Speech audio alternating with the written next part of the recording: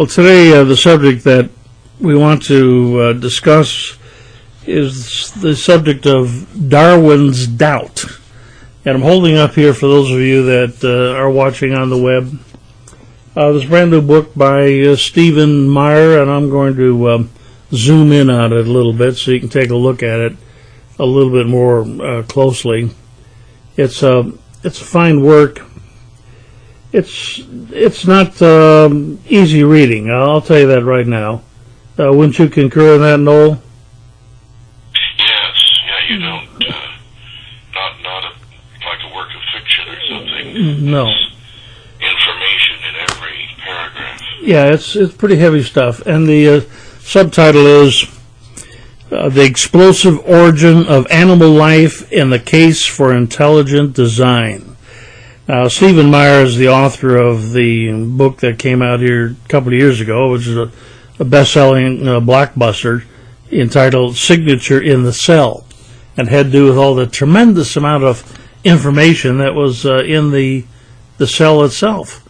And the cell, of course, is loaded with information, and we've done studies now for a few decades in the scientific world on the human genome and all the other genomes from plants and every kind of critter you could imagine, and are just absolutely amazed at the tremendous amount of information. And we haven't discovered it all, but they've estimated that if they've taken the information from just the simple, tiny, can't even be seen with the eye, material that is the human DNA, and put it in book form, it'd fill libraries. It's just a huge amount. I mean, it tells every cell what it's supposed to do. It tells you to be you, and your children to be what they have become. Where's all that start? Well, it starts with just tiny little cells coming together, and all of a sudden you've got a human being formed, a human being that's totally unique from all other human beings of the billions of humans that have ever lived. Now, where's all that information come from? Well, of course, evolution and evolutionary science has told us, well, it's all a matter of random accident, certain amount of faults along the way, where certain things have just sort of gone screwy, but they developed new forms of life. And these things produced the tree that Darwin described and drew up in his book, the tree of life. All life started from something, plants and everything else, and then it branched into all these branches, and we have the tree of life. And you learn these things back in your biology class or whatever when you were in a junior high school, maybe. We certainly did. And that's been pounded into people's heads ever since, and that's been kind of the doctrine that we're all living with. And a lot of people felt, well, that explains it. Darwin's done the job. In fact, Darwin himself thought he had covered all the bases with his theory. Now, back in his day, he didn't have electron microscopes or any of the other materials we have today to see just how complex the material was he was dealing with. He was whistling Dixie in the graveyard when it comes to some of this stuff, but he didn't know that. We can't fault him for not knowing it. But he built a theory which was supposed to explain the origin of life. And he thought he had all the bases covered but one. And there was something that he realized was a real Achilles heel, a real weakness in this entire scheme of this gradual, long aeons of development of new life forms, and one sort of morphing into another, and so on. And that would take a long time to do that. He just lacked a certain amount of evidence for that, particularly since the fossil record seemed to tell something quite different. And that was the conundrum he faced. And it was basically the explosion of life in the Cambrian rocks of discrete, fully developed, highly sophisticated animal life, all of a sudden, with no precursors before that. And there should have been, just millions and millions of fossils that didn't work out leading on up to these fully developed ones. They're nothing. They just appear all of a sudden in the fossil record. Not one or two, but they appear by the millions. You go through the shale rocks in certain parts of the world, and you just pick them up, and there they are. And this book's got, of course, many pictures of them, and it has one on the cover here of one of the trilobites, which is a pretty sophisticated animal with compound eyes, 360-degree eyes, segmented forms, many legs, mouths, gonads, anus. I mean, it's got all the equipment for eating, living, developing, reproducing, and everything else. And all of a sudden, it's there. And it's there in fossil form. He didn't have an explanation for that. And, of course, there were some other scientists at the time who caught him on it.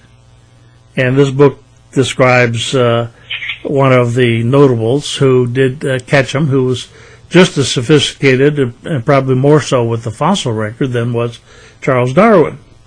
And Charles Darwin admitted, that is a weakness with my theory. And unless we can find some other stuff in the fossil record that somehow explain or get around that, or something we've missed, well then, basically my theory doesn't hold. Now, do you get that today from evolutionary scientists? No, they're the modern apologists for Darwin. They love the broadcast that evolution does touch all the bases. It basically answers all the questions, and there are no real serious flaws in it, even though they themselves know better. Now, why are they so reluctant to give up on evolution? Well, now we're getting outside of the area of science, aren't we? No, very much so. We're getting into the area of religion and in philosophy, and but they're attracted to evolution because it gives them a reason not to believe in God. There is no need for a God, and if there's no God, well then there's none that we have to obey. We can make God in our own image. We can do what we want. Boy, that feels good, doesn't it? To people, it seems to, anyway. Now, the theory of evolution purported to tell the how life came here. Of course, it never gets around to telling us why. No, that's meant to be irrelevant in the sense that it was just accidental. There's no purpose to any of the great grandeur and intelligent design and all we see all around us. So it's just sort of here. And it came about in this random, accidental way through what's called natural selection. And he made some convincing arguments, and the world kind of bought it. Reminds me of the goddess Ganga, the female goddess that they like over there in India. The Ganges River is named after her. And, of course, they believe that they can go there and get cleansed because she's the goddess that has the power to cleanse people. And so people make pilgrimages to the Ganges River so they can bathe in the water. And the power of Ganga, the goddess, can then cleanse them. Now, it so happens that the Ganges is about the dirtiest river in the world, right? So they go to this dirtiest river in the world to get cleansed. And they walk away thinking that they're cleansed. They bathe themselves. But they're no cleaner than they were before. It doesn't solve their problem. It's kind of like the theory of evolution.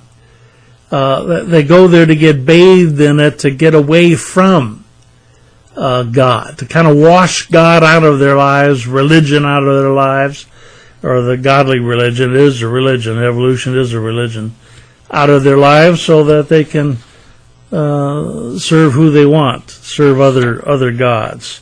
That a man's looking around for something to worship.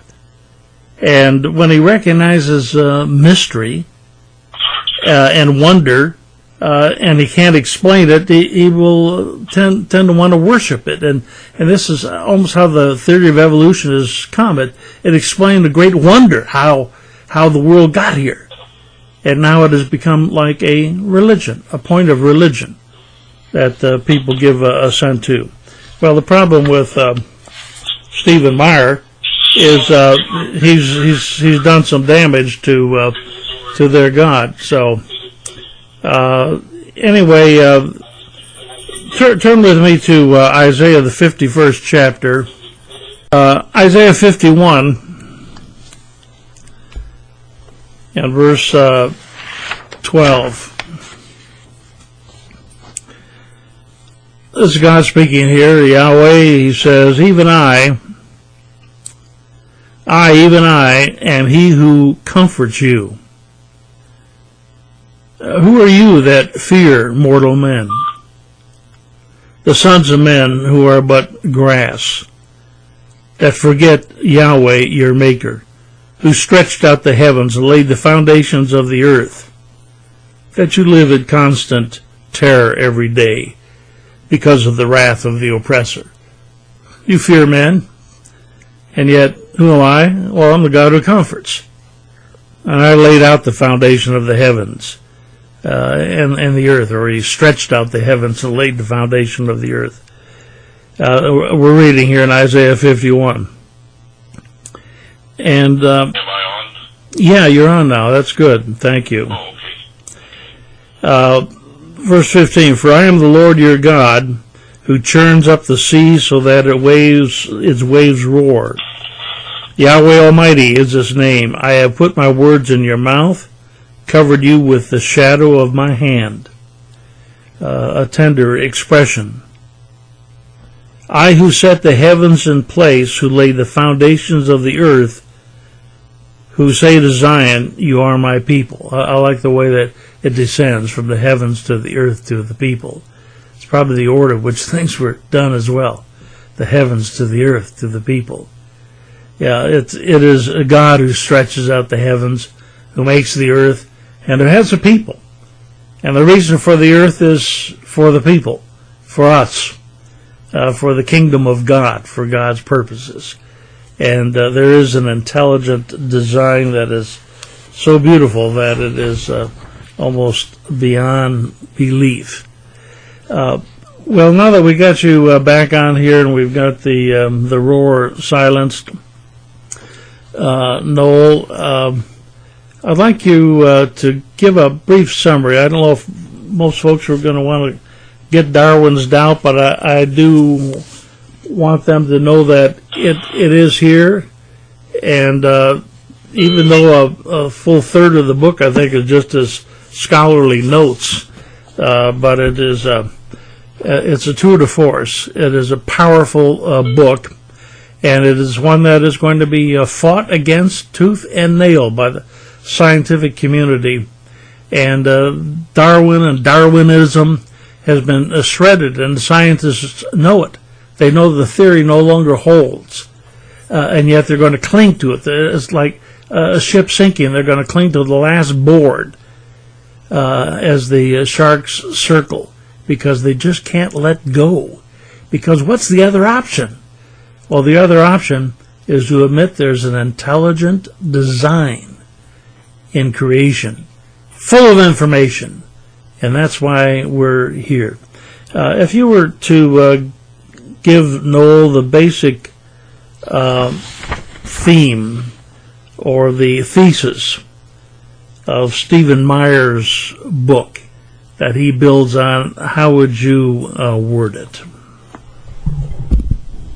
Well, let's see. I might recommend that people also, even if they don't read the book, they view the Illustra Media film. Came out a couple of years ago, and called Darwin's Dilemma, and it basically covers what I've read so far in the book. I'm only up to about 80 pages. I might backtrack a minute, and Stephen Meyer's first big book, as you mentioned, was Signature in the Cell.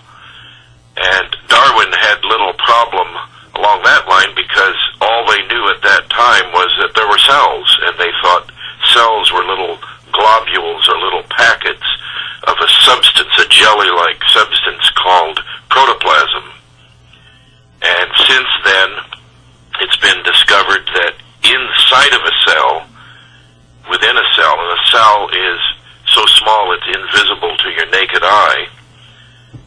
That is the majority of cells in your body. The only one that's big enough is the egg. And a cell is as complex as a great city, it turns out. There are millions of components in every single cell. So that was what he dealt with in his first book, that the possibility of life by accident, which before you have life, you can't have a Darwinian process, is absolutely zero. There's just no chance of it. Well, now in this book, he deals within the evolutionary process, but and I have to confess I haven't read but the first 80 pages or so. He's dealing with the geologic column or the geologic record, and as you mentioned, it doesn't fit what Darwin thought it should. And Darwin knew this, and this is seldom, if ever, mentioned in the evolutionary literature. And in fact, this brings up that the geologic column, as geologists understand it today, was, let's see, here we are. It was worked out by creationists. So you go back to William Smith and Georges Cuvier and so on. This is before Darwin. And so Darwin has, like our own textbooks do today, you have this geologic column. Whether we accept that or not, that had been worked out. And the earliest strata in which you have complex life, that is what they call it, bilateral life where you got a left and a right. Prior to that, there were sponges and little algae and things like that. The possibility of a limpet-like creature. But in the Cambrian period, all of a sudden, all the basic phyla of life appear. And what Darwin predicted, what his theory predicts, is you have life arises, then over time you get a split, one oddball begins to develop off the parent, and then this happens repeatedly until finally you get two varieties instead of one, and then over time these two varieties become two species of the same thing, and then over many eons again you have two families. They're so different now you can call them two different families of creatures, and then over a long period of time you finally get to where they've diverged so much you have two different phyla.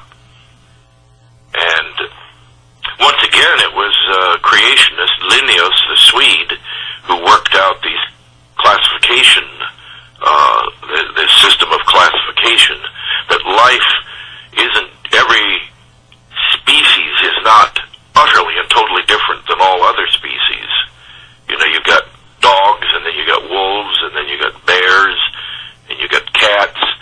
They're obviously similar in some ways, and yet, and then you got other we call these vertebrates. We all have 5 fingers, and if we can be missing some, like a horse, they're down to 1, but the bat still has the 5, and the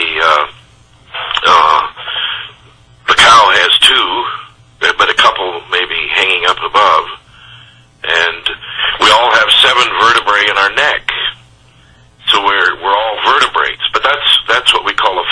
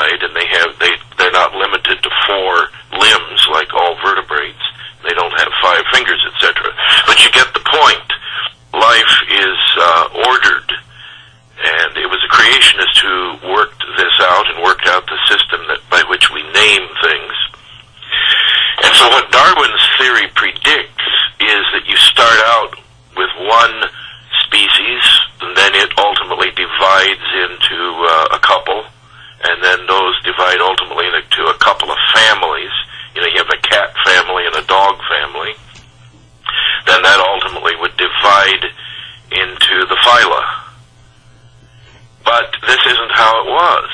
And Darwin knew that in the Cambrian, which is when these bilateral life forms appear, that is, there's actually now been found a fish in that strata, and the trilobites, they're arthropods, like an insect, and there's about 20, I think it is, 22, whatever it was, different phyla of animals appear.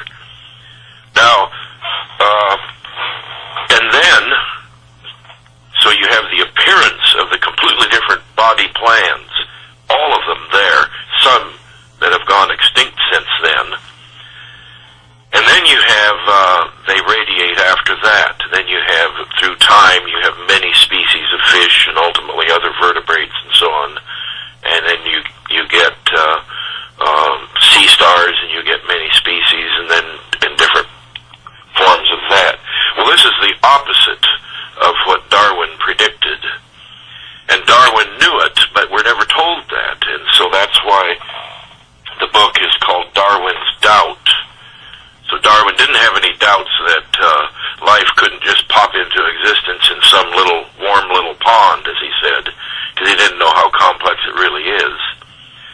But the geologic column didn't work like he thought it should. So that's the basis of this second book. Now, it might go into a lot of other things, let's see.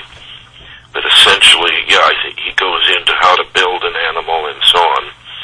So I would highly recommend both of his books.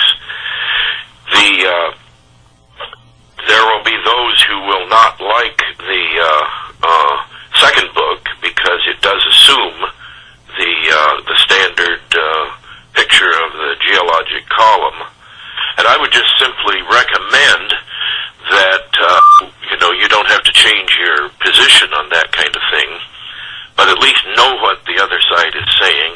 At least know that the age of the Earth and the geologic column was not invented in order to support Darwin, but it was worked out by people who were Christians and who did believe in creation. They may have been wrong, or they may not have, but nevertheless, that is the truth. And Darwin, rather than thinking the column supported him so well, he was a little bit perplexed by that. Now, the other thing I think that makes these books so good is that if you have to speak before an audience of Darwinists, every possible objection is made. I mean, insane objections, stupid objections, some of them clever, and some of them maybe fairly, they make you think. And this is what Stephen Meyer and the intelligent design people have been doing. They speak before these groups. Interestingly, they're generally not welcome to speak before theological seminaries, but they speak before hostile audiences in universities often, and they get these objections. And so the book covers, so it's, I could look at the first paragraph and basically agree, yep, I close the book. But every possible objection. So Darwin's explanation was, well, we haven't found the transition fossils. These fossils are missing. There must have been a long period in the Precambrian where these various forms came into existence and gradually diverged. So we must have that somewhere. And that still is the standard story, yet that's what's believed. Yet by the big names in paleontology. Yet when Stephen Meyer spoke, started the chapter where he mentions how they spoke at the University of Oklahoma, and to an enormously hostile group, and they pretended like no such thing. The Precambrian, it's all there, all the transition fossils, everything. So, of course, he has to spend a whole chapter on that, dealing with it. But that's the beauty of it. who is wise to the science, who is educated in it, who has worked in these things, if they will but read the book, it's just a complete slaying of the Darwinian thesis. And the same with his signature in the cell. And this has been true of all of these books I've read from the intelligent design community. In fact, if I may, I'd just like to put in a word for the intelligent design movement. We can wonder, where is the major work of God in the world today? Is there a major work, something God is doing to influence humanity, to work out his plan in a positive sense? Is there anything big that's going on that you might say is the spearhead of the work of God? My conclusion is it's intelligent design. Because until, as it says in the book of Hebrews, he that comes to God must believe that he is, and that he is the rewarder of them that diligently seek him. The first criterion is that we have to realize there is a God. And this comes before all the doctrinal things. This comes before discovering prophecy, and this comes before the one God thesis. This comes before all of that. Because if there is no God, if there's no evidence of a creation and a creator, which the ruling class of the entire first world, of Europe, America, of Russia, China, Japan, Australia, Canada, all the major nations of this world, the state religion is materialism. And you cannot bring Scripture or God into anything. Cannot be taught as fact in school, or even taught as a very likely truth. We now are officially materialist. So if you are going to reach the world or crack into this, then you must do it with the first principle, and that is, were we created? And it turns out that much of Christendom, if you go into the seminaries, and I mean even into very conservative ones I happen to know, the bulk of the intellectuals are what's called theistic evolutionists. And by that, they mean that there is no physical evidence for God. God has left no fingerprints whatsoever. So we must just look to science, as they put it, science, for the facts of that. I mean, of how we got here and so on. And then we learn of God and so on only subjectively. In our hearts, we just know there's a God. And some of them, you can look to Scripture for some truths, but you can't believe all of it. And so that's the state we're in. Well, what has happened is intelligent design sort of came out of nowhere. In the modern movement really begins with Philip Johnson, and who had his first, and he comes straight out of the university. He had been a clerk on the Warren Supreme Court, and then was a big law scholar at the University of California at Berkeley.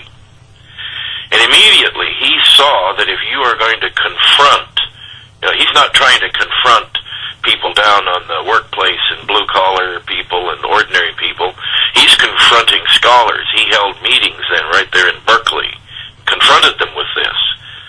And as a legal scholar, he knew how to think logically and not emotionally. And so he found out that the minute you do this, what they want to bring up are things, theological issues. Well, God wouldn't have done it that way. Well, surely there wouldn't be all this evil in the world. And immediately they want to drag you into Genesis. And it turns out Christians do not agree on the interpretation of Genesis. So right away you have the Christian world and the Jewish world, the same thing. You have them divided. And so they want to argue to the age of the earth and all of that, and the geologic column, and they do not want to face up to the weak points of their theory, nor the evidence of design. And so he told people, number one, he wanted not to create a church or a movement or anything that had a pope or a head of it. He wanted to just simply speak at universities and inspire young people and see where they would go with this. And his advice was, don't let them lead you into Genesis or the Bible. And he never ever said that this wasn't valid. But you don't start there. You start by showing that there is a God. And then the next question is the Bible the word of that God? Do we have a word from him? And so on, and you go on from there. Anyway, am I blathering on too long on this, or? No, it's good. Keep going. But I think that, because when I meet with church people and so on, I find a hesitation often about intelligent design. It bothers them that they don't preach a sermon, that they don't bring the Christian God into it, that they don't bring in Genesis. And it turns out, if you meet personally with these people, most of them are Christians, some are Jewish. There's people from different opinions on these matters.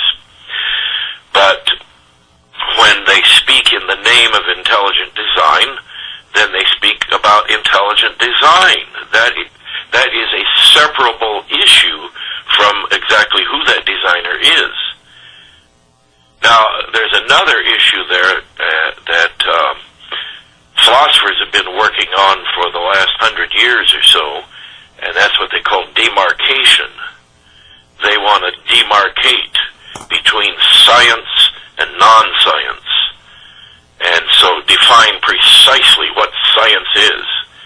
It works by a particular method, some of them say, or as Karl Popper said, science is theory. It works with theory, and you have to have a theory that could be refuted, and it has to make predictions that are risky, that aren't just obviously true.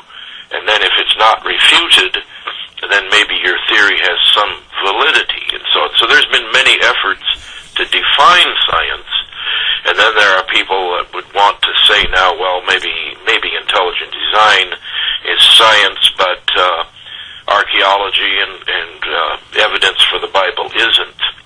Well, the bulk of all the people I've met in the intelligent design community do not believe there's any such thing as a demarcation between science and non-science. There's just epistemology. There is reason. There's observation, reason, and authority. Because you can't do it all on your own. You have to take some people's word for some things. And that, the archaeology, there's no way to divide between science and non-science. And archaeology works on a different level than a physicist. A physicist is primarily theory and works like Karl Popper said. But biology is mostly observation. They get out their electron microscopes and look into the cell and they say, wow, we didn't have the foggiest idea it would be like that. And is that science because they're not using theory as much? And so on.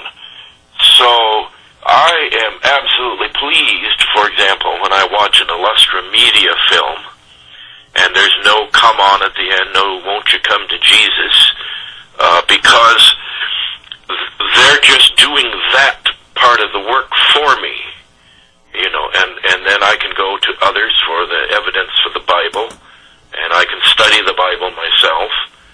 And so I think they're doing a tremendous service in whether you're Jewish, Christian, Mormon, I don't care what. It could be of value. This needs to be done.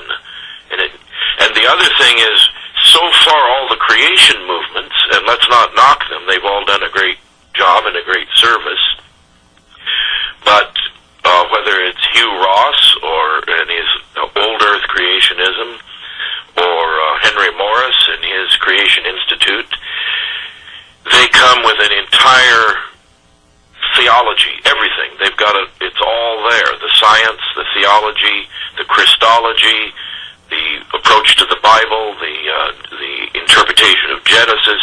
You buy it all. It's all or nothing. And they come with the whole thing.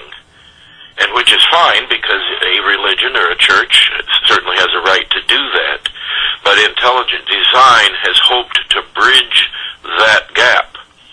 So you even have people who are agnostics, or even some Hindus have shown an interest. And so I think,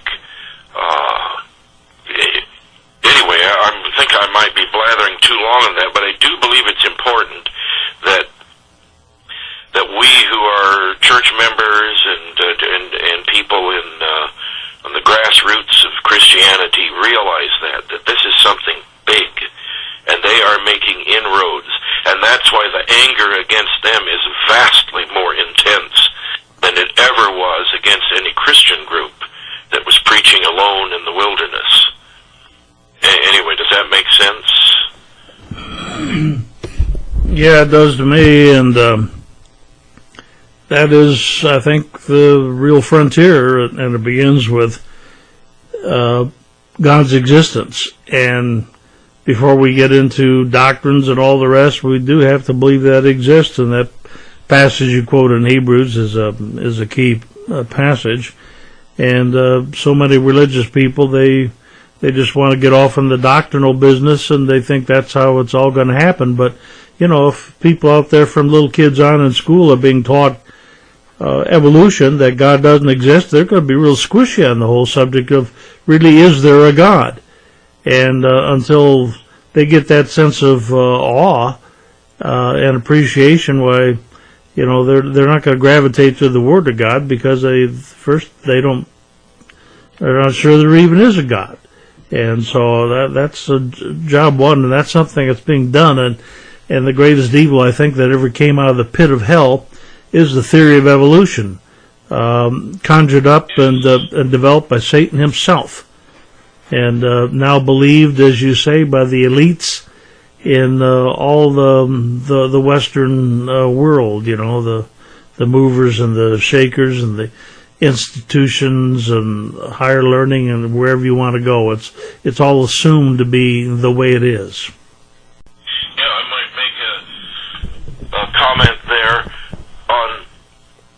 Now, I believe in the Christian centuries, people were deceived. So doctrines we may not believe in and things we've criticized and so on, by and large, overall, and that doesn't mean everywhere, I think people believed what they taught, whether it's Trinity or whatever. They believed in this.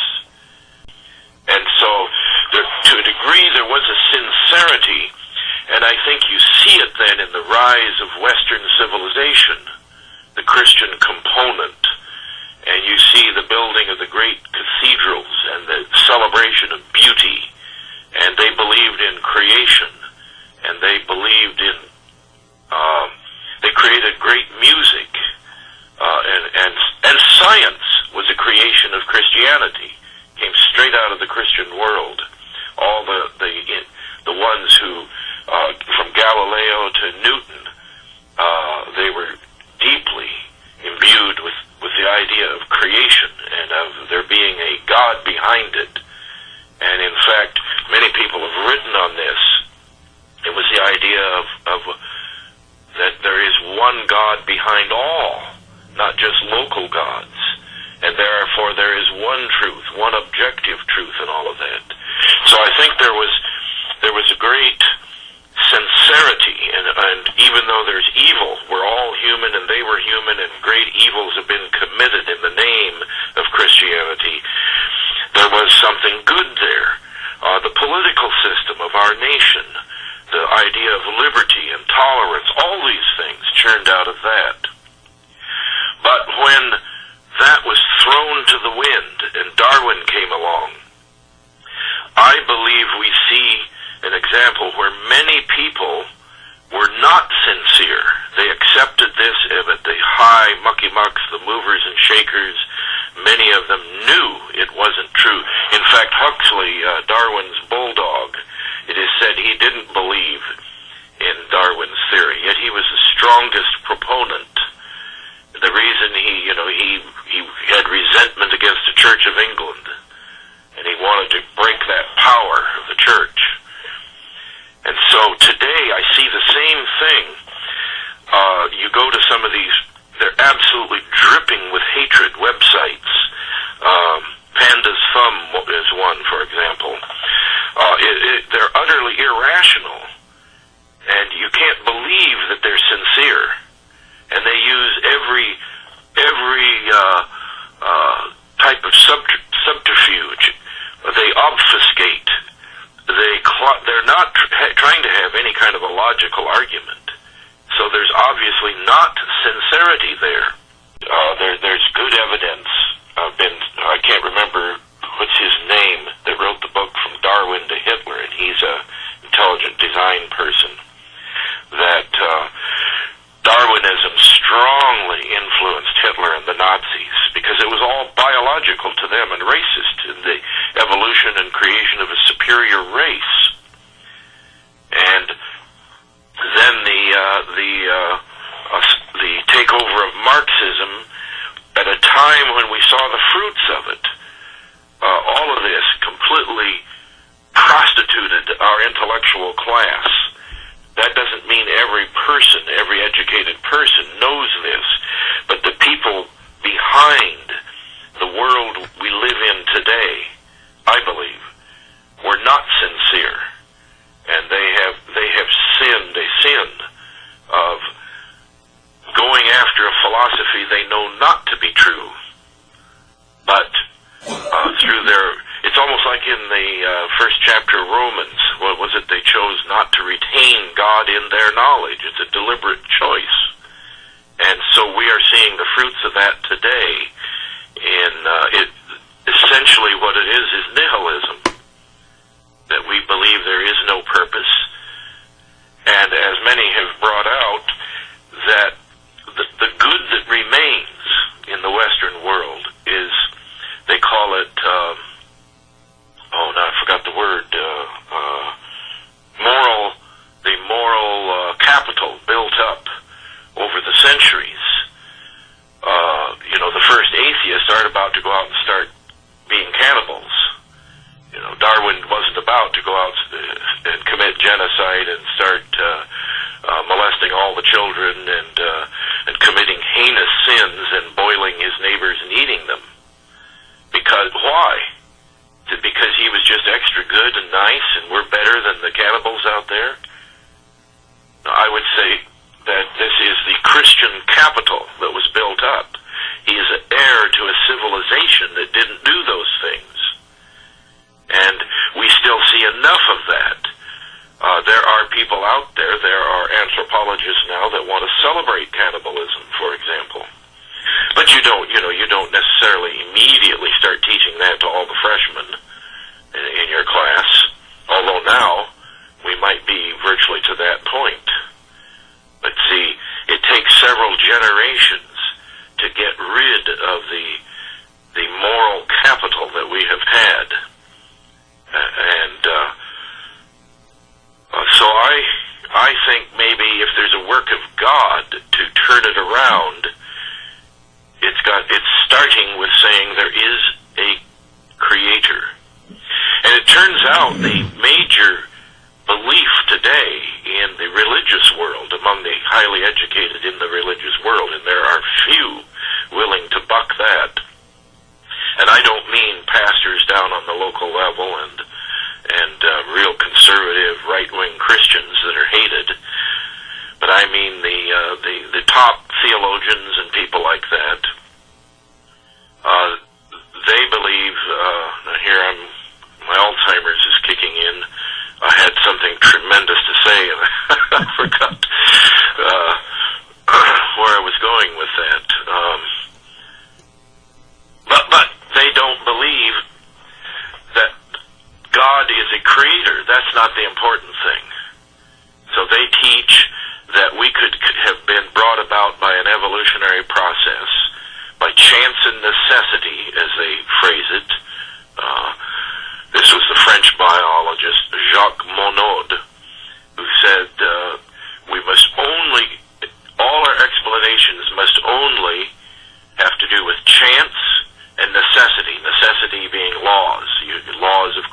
causation, the law of gravity, etc., and then you have random chance, and those two together produced us. The theologians of today, by and large, say that explanation is perfectly fine for the whole physical world. We don't need God there, but we need God in our hearts. We subjectively, we need the morality side, and we need that. But we don't have a creator. We're not created. And I don't know how many people have watched Star Trek, but some of the best episodes of the Next Generation that I remember watching were with this guy called Q. He was absolutely omnipotent. He could just say it or think it, and it would happen. The whole universe could change, everything. Absolute total omnipotence. And they were able to portray that, and that's exactly, though, the God that the theologians believe in. He's absolutely omnipotent. But, of course, he didn't create us. And so Captain Kirk, if any of you people remember this, he didn't feel a single need to bow and scrape before Q. And it seemed to me this worked. It actually worked. I could watch those and kind of enjoy it. It was some of the best episodes. Because, you see, there was no hint that Q was their creator. There's no reason. And yet when they portrayed Data, the robot, and he was in search of his creator in some episodes, and I think finally found the guy. And great reverence there. And so, if we don't have a creator, if we weren't put here for a purpose, then all the religion in the world doesn't mean a thing. And I think the Bible then presents God first and foremost as our creator, and then he is the ruler. Because he created, because he is our father, therefore he is our boss. I think you'd see the same thing reflected in a family. I am your father and therefore I am your boss, you can say to your little child. And I am your protector and I am going to take care of you. And I'm going to set the limits. And if God is not our creator, that's where we start. If we don't have that, we have nothing. Because if God, he's a great omnipotent being out there, but we just kind of came about by accident, then why do I need to bow to him? He just happens to be more powerful than me. He could be a bully if he wants, but what do I owe him? Does that make sense? Yeah, it sure does, and even in the Sabbath commandment, as we have it there, Noel, there in Exodus 20, as it gives a justification for how we should order our lives, it brings up the fact that God is our maker. He is our creator. And that is one of the reasons he has the authority to order our lives, or sets the guidelines for our lives. He orders the entire scheme of the commerce and everything else of human beings. And so the two big offices that God comes to us as is that of our maker, our creator, and of course it assumes he exists in order to do that, and also as a deliverer. The Exodus or the Deuteronomy 5 version of the fourth commandment, there he delivers. He is, like you said, he's the God that takes care of you. He's the God that comforts you, as I was reading there from Isaiah 51. And that comfort section there, where he mentions I'm the God that comforts you, is almost in the same paragraph where he talks about I stretch out the heavens, I laid the foundation of the earth, and I put you on it. And so it gives you the scheme of things. It is an orderly plan. And what I've gotten a lot out of this book and books by George Gilder and the rest, who are discovering the power of information. And it all comes down to information, the information in the cell. It is it's so wise. It has to come from a wise source, an intelligent source. And we could say, yeah, it's so information rich. And another way to say it, it's coming out of the wisdom of God, the mind of God. That's why when he speaks of creation taking place, he uses metaphors like wisdom was with him as he created there in the 8th chapter of the book of Proverbs. It's just so abundantly overflowing. Everything he did was just full of this wisdom of information, of beauty. I mean, everything we see around us is beautiful in its own way, whether it's a flower, whether it's the mountains, whether it's the earth, whether it's the cosmos, and then the human life itself. There's a wonderment, and when we have this awe and wonderment, we would naturally be inclined to want to worship the one who made us. And as you say, acknowledge him as our ruler, our father, our maker, and it is a natural inclination to want to do that.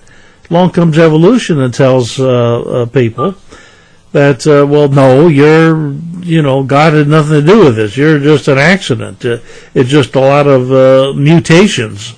And down through the billions of years, millions of years that have done these things. And what a blasphemous insult. Never mind the fact that most mutations, some 90-some% of them, always prove to be damaging, destructive. And they don't produce new life. They certainly don't produce new species. But, people cling to these little things and think, well, somehow it happened that way.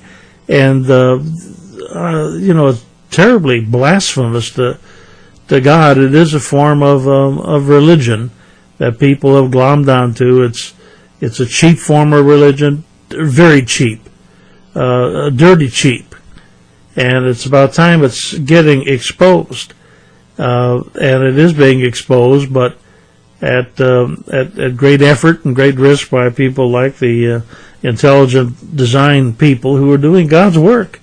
There's no two ways about that, and I agree with you 100%. Noel, on that, where God's work is done. Sometimes we think, oh, it's the gospel being preached, and we think of some gospel singers out somewhere, pounding on tambourine somewhere, standing on a church corner, asking people if they're saved. That's really where the gospel going forth is.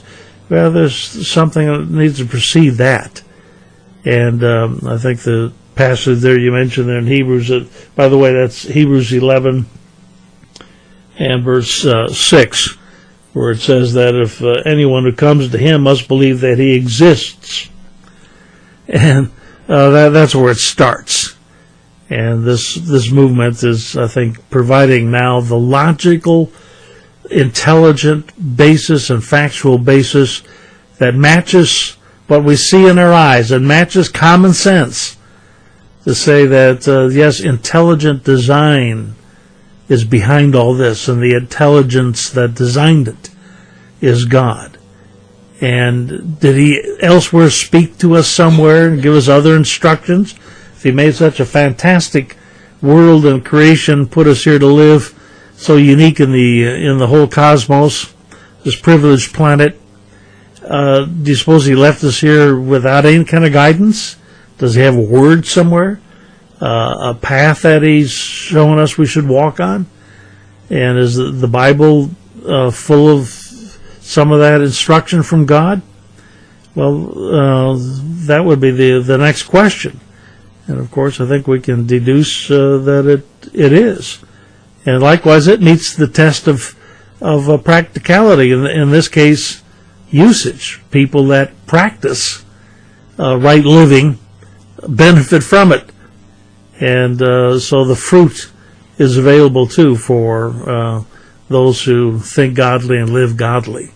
So, those of you that are not in contact with the Discovery Institute, they've got several websites, but go to discovery.org, and through there you can find contact with other websites. Or by the way, this coming Wednesday, I've got tickets, free tickets, for me and Joanne and our grandchildren to go down to the Museum of Flight here at the Boeing Field, where the Discovery Institute is putting on a premiere showing entitled Flight, the Genesis of Birds. And it's going to be a free thing, and there'll be a question and answer series and all following. It's going to be right there in the auditorium at the Space Flight Center, or whatever they call it down there, the Air and Space Museum at the Boeing Field. And it's a brand new film on birds. It's, birds. There's a genius in how to make these things fly. They come in every different kind of variety you can imagine. Just how does that work? Well, I think something that your children would enjoy as well. And all you can do at the end of that is just, praise God. I can see the little birds coming to my back porch, wanting to suck some of the nectar out of the flower, those pretty little hummingbirds and other birds, and say, what marvelous things. Who gives it the color? And how would you design something like that? And how much time did God spend doing it? And here we are enjoying them. And so anyway, this film goes into that. It'll be shown around the country, and also you can buy the DVDs. But I'd certainly check it out. Well, that's about it. I guess we've gone over our time here, or not that we're punching a clock, are we, Noel? But I do appreciate your comments. You have any parting remarks? But here's what's interesting. The first commandment in Jewish tradition is simply, I am, but you could read it like if, but it's I am the eternal your God who brought you out of brought you out of Egypt, to the land of Egypt, out of the house of slavery. And they read that as, if I am the eternal that brought you out of the Egypt and the house of slavery and so on, then you shall not kill. And they note that the first commandment is we must believe that there is a God that has rewarded us exactly like Hebrews. And if you do that, then you're not going to be murdering. You will value life. And if you don't do that, then the first thing that goes is we don't value life. And so I think that's kind of interesting. And like one rabbi I heard, the second commandment is he said it involves monotheism because it does corroborate that in Hebrews. The beginning of wisdom is the fear of the eternal. It's knowing. It's not kind of conjuring it up and forcing yourself to believe, as college students have to, because they face this giant phalanx, you could say, of those who don't believe. And you're a young person in college, and you realize all these incredibly intelligent people don't believe in God. So even if they don't say anything about it, it's a faith destroyer. And so the first thing, though, is that we must know there is a God, and then fear Him, and then it leads to the proper conduct and all of that. How is it in 1 John 3? We know that now we are the sons of God, but it doesn't appear what we shall be. How does that go? That's fits right in there. That we know that when God appears, we will be like Him. And then he that has this hope in Him purifies himself. So if we don't really believe, just really stand in awe of the fact that there is a Creator, that we're here not by chance, but by design, then that will force us, because that kind of belief will lead us to purify ourselves. Anyway, that I could go on that kind of thing, but just seems important to me that because I think maybe part of that is I've spent so many years around the university and these kind of people,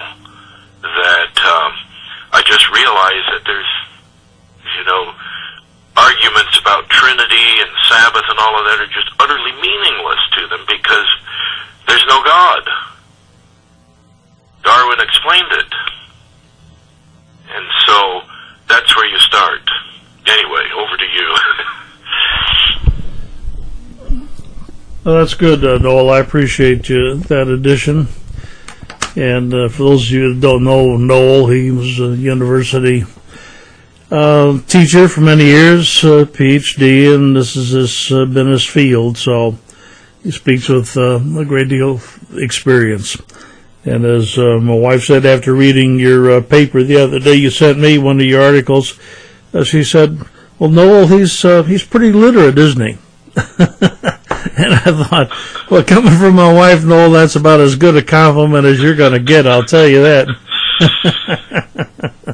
And you certainly are. We do appreciate your dedication and sharing here with us today.